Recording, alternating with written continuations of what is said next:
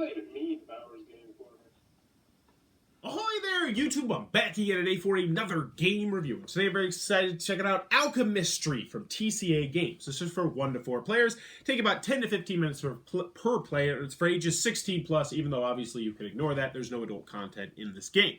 But in Alchemistry, you will be playing as a alchemist. You're going to be reaching into bags, you're going to be grabbing cubes, you're going to be giving those cubes, which are gems, to gems dealers, and then you're going to be trying to create potions in order to gain victory points. The theme doesn't really connect to the gameplay that well, but is the gameplay good? Let's open it up, and I'll tell you what I think. Alright then, we're going to take a look at what you're going to get inside of Alchemistry. So first and foremost, we're going to a handy dandy rule booklet. It's probably about, 10, 11, 12 pages, double-sided, full color, full of pictures, illustrations, examples, and it's pretty well done. I don't like the fact that they talk about how everything in the game works and then explain the rules of the game, but that's a your mileage may vary kind of thing.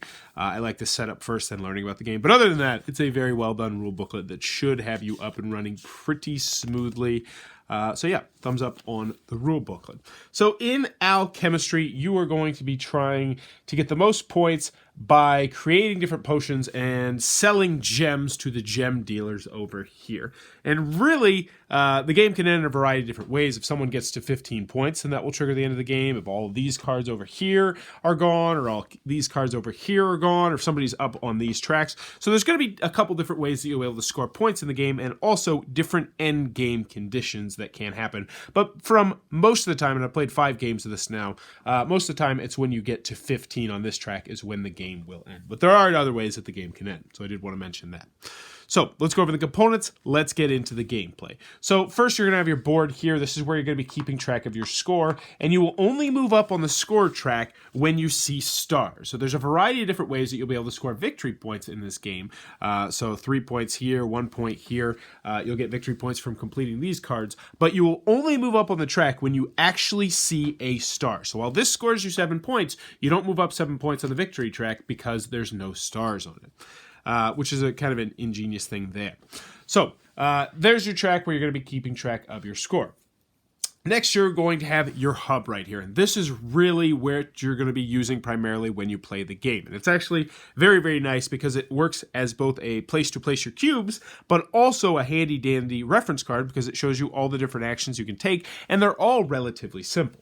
So in this game, on your turn, you are going to take 2 actions. You're going to take one action and then 2 action, and you're going to take them in that order. And I think the best way to show you how the game is played and all the different components is actually just to walk you through the different actions that you can take. So when you first start the game, you're going to grab into this bag and you're going to grab 3 random cubes. So I got myself a silver cube, a green cube, and a blue cube. And if you look down here, you can pretty much easily figure out how much of a color you can have. So you can only have 3 green gems, 3 black gems, 2 gold gems, 2 white gems, and 3 clear gems. And the clear gems are called Aether or Ether. I don't know. It's like the A and the E combined. They're kind of like wild, but only for over here. And I'll explain that a little bit later. So let's talk about the different actions you can take on your turn. So the action you're probably going to take most is right here. And this allows you to reach into the bag and grab 2 cubes and put the 2 cubes onto your board.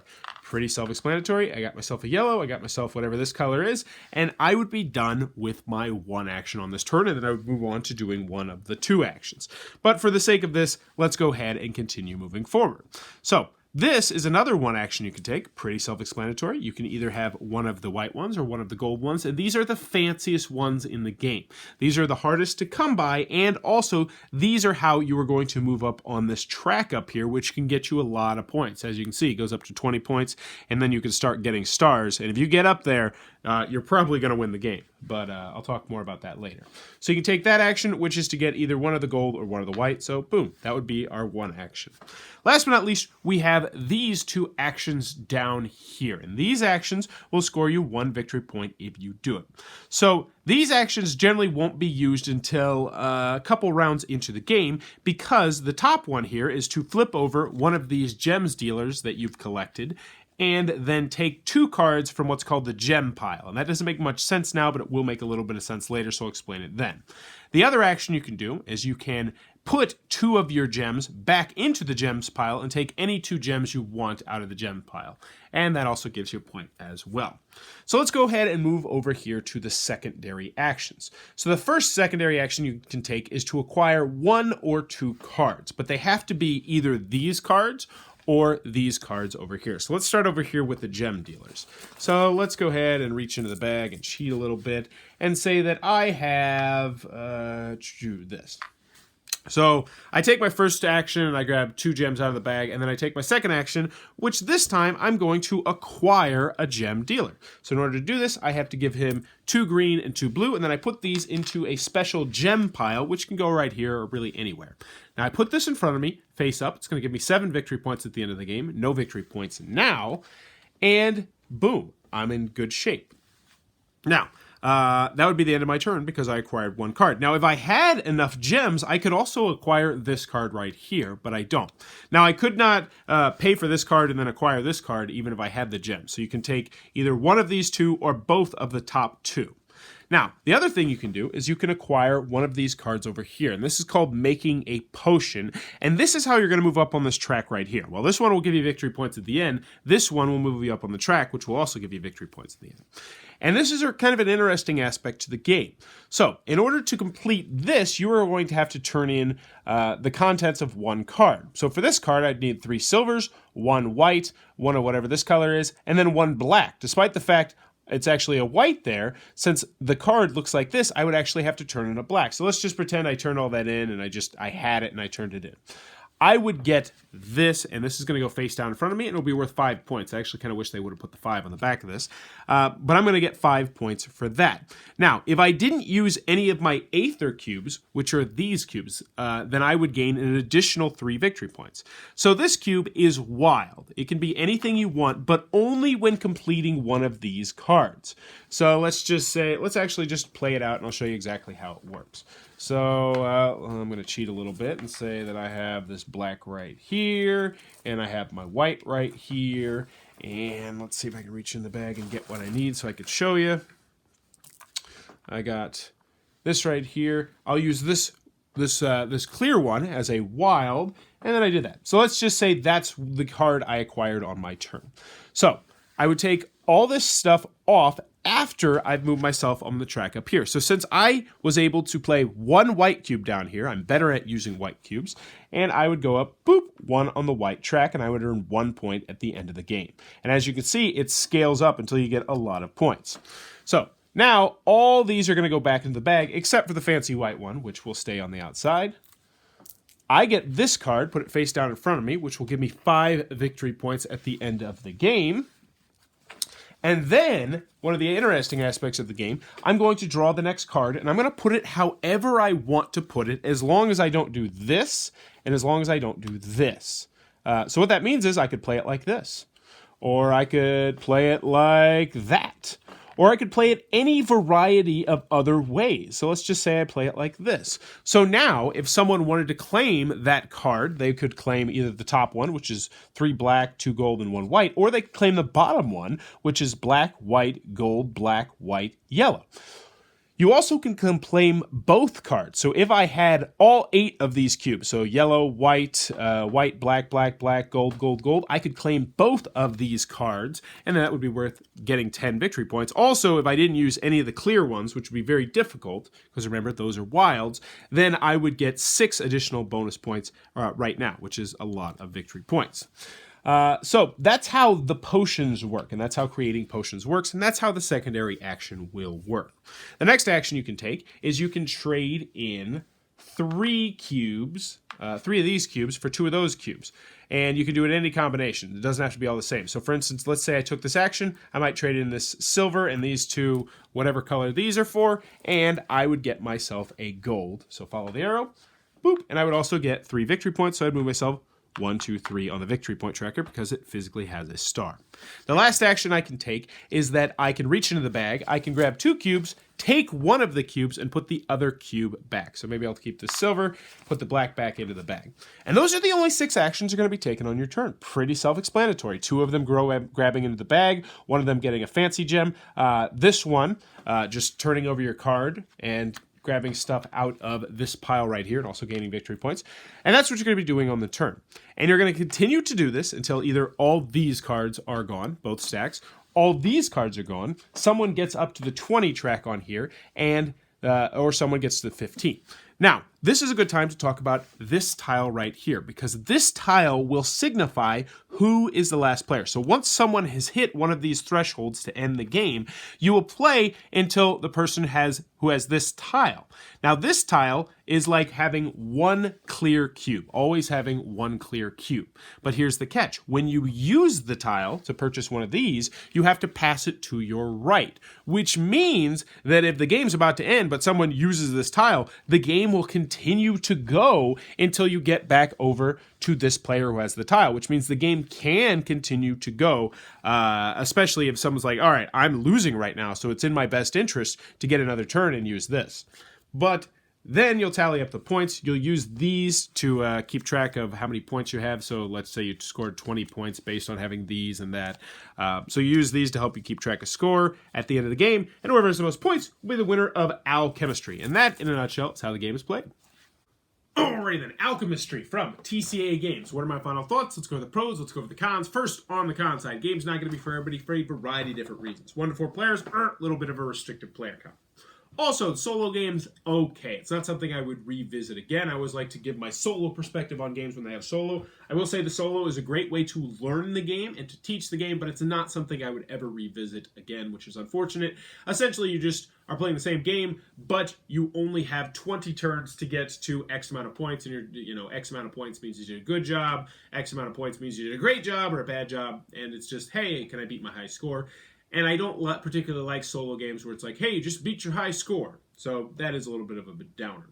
Also, the theme is completely pasted on and non-existent. It's like, hey, I'm reaching into this bag so I can get gems, so I could give the gems to the gem dealer, and then I can take this action, which lets me flip the gem dealer over and steal gems back or something. I'm not sure. Maybe when the gem dealer's back is turned, you steal stuff. I don't know. The theme doesn't make any sense at all. Which I kind of expected. Same with like Splendor and Century Spice Road, which I'm actually going to talk a little bit about later. The theme is completely non-existent. It's all about gameplay and mechanisms, which will be a turnoff to some people. Another comment I have with this game is that I slightly worry about one overpowered strategy. Now, I've only played it 5 times, and you need to play it 10, 20 times to really get a good feel for if there is a strategy that is just 100% better than the other strategies, but I do worry about the gem dealer strategy and just getting those gem dealers and then flipping the card over and then getting whatever 2 gems you want and then just continually getting the colored gems and neglecting all the rest and just getting those gem dealers and getting points. Now, I'm sure there's a way to counterbalance it, but at the same time, I have a feeling that it's like, oh, you have to do this. Like if someone was doing the gem strategy, you have to go balls to the wall with this strategy, and that reeks of a little bit of imbalance to me. It's not huge. I don't think it's going to be a game breaker for anybody, but still it is something that I worry about if you like this game and you're thinking about repeated plays of it, like Splendor, for instance, which I played 20 or 30 times. Any other cons that I have with the game? The first time teaching it was a little bit rough, but that could have just been me because I was teaching it to kids that were 10, 11 years old. It says ages 16 plus on the box. You can pretty much ignore that. I think you can teach this to 8, 9, 10-year-olds, no problem. Because I did teach it to 10, 11-year-olds. Con side. The biggest con that I have with it is it gets a little bit boring. And that's the thing. And the kids in my class that I played it with, they weren't the biggest fan of this game. I will say it went over better with adults than with 10 and 11-year-olds. So I think this is going to be more of a game night style game than a family weight game.